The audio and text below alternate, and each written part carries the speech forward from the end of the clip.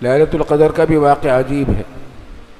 حضور صلی اللہ علیہ وسلم کو اس کی تاریخ بتا دی گئی تھی کہ لیلۃ القدر کب ہے۔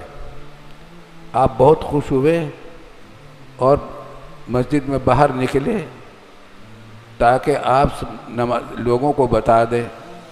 اعتکاف میں تھے بہت سارے صحابہ کرام اور دوسرے ویسے بھی تھے، مسجد میں تھے، ان کو خبر دے دیں کہ لیلۃ القدر فلاں رات کو ہے۔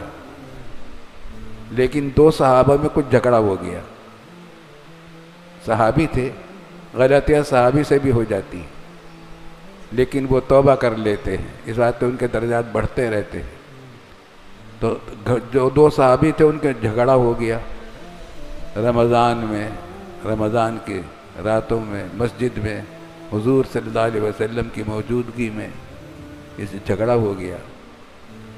آپ نے ان کی طرف توجہ کی تو آپ کے ذہن سے، حافظے سے وہ تاریخ بھلا دی گئی، اور پھر خود ہی اعلان فرمایا رسول اللہ صلی اللہ علیہ وسلم نے کہ میں تمہیں خبر دینے کے لیے نکلا تھا مگر وہ مجھ سے بھلا دی گئی ہے۔